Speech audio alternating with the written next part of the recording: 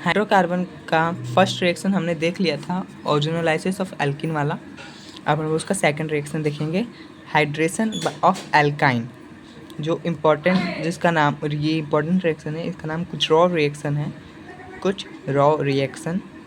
इसका अगर हम लोग लैंग्वेज लिखना चाहते तो लिख सकते हैं, addition of water to ethyne in the presence of H2SO4 gives acid aldehyde, all other alkenes give ketone.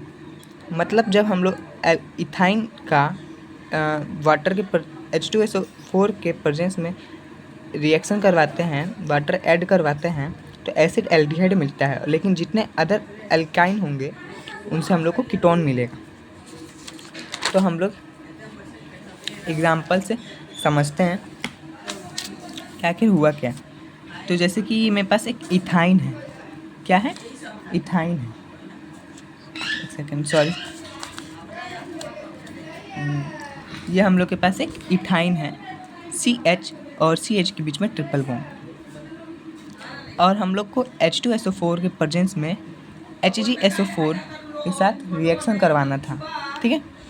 H2SO4 और HgSO4 जहाँ भी दिखेगा तो उसको कुछ रॉ रिएक्शन याद रखना है। H2SO4 और HgSO4 के प्रेजेंस में जब हम लोग जब हम लोग इथाइन का यानी एल्कीन का रिएक्शन H2SO4 से करवाते हैं इन द प्रेजेंस ऑफ HgSO4, तो हम लोग को एल्डिहाइड मिलता है। लेकिन और अदर एल्काइन का रिएक्शन हम लोग H2SO4 से करवाते हैं इन द प्रेजेंस ऑफ HgSO4, तो हम लोग को कीटोन मिलता है, ठीक है। तो इस रिएक्शन में क्या हुआ, इस रिएक्शन में देखिए, हम लोग इस कार्बन कार्बन के बीच का एक बॉन्ड तोड़ेंगे और और वाटर ऐड करवाना था ना, तो एक को OH देंगे और एक को H देंगे। वाटर ऐड करवाने को बोला था एडिशन ऑफ वाटर। तो जब कार्बन कार्बन के बीच का ट्रिपल बॉन्ड में से एक बॉन्ड तोड़ते हैं तो एक को हम लोग H देते हैं, एक को हम लोग OH देते हैं। अब जिसको हमने OH दिया है उसके पास हम लोग ये डबल बॉन्ड को तोड़ते हैं और डबल बॉन्ड को इस ऑक्सीजन के पास देते हैं, और जिससे हमें ये तोड़ा है उसको ये H देते हैं। तो इस प्रोसेस को टोटोमेरिज्म कहते हैं। मैं इसको और अच्छे से समझाता हूँ, ये रहा। Step 1, alkyne react with H2SO4 in the presence of AgSO4। Alkyne react with H2SO4 in the presence of HgSO4। तो फर्स्ट स्टेप में CH3 और CH3 में का ट्रिपल बॉन्ड में का एक बॉन्ड टूटता है, एक को H पॉजिटिव एक को OH नेगेटिव मिलते हैं, यानी एडिशन ऑफ वाटर है। तो हम लोग दोनों में से किसी को भी दे सकते हैं। जो कार्बन ज़्यादा स्टेबल होता है उसमें उसको दिया जाता है, वो मैं आज बाद में बताऊँगा। तो CH2 हो गया और ये CH डबल बॉन्ड CH और ये OH हो गया। अब यहाँ टोटोमेरिज्म होगा। टोटोमेरिज्म यानी इस डबल बॉन्ड को हम लोग इस O वाले के पास देते हैं और इस O का H लेके हम लोग इस CH2 को देते हैं।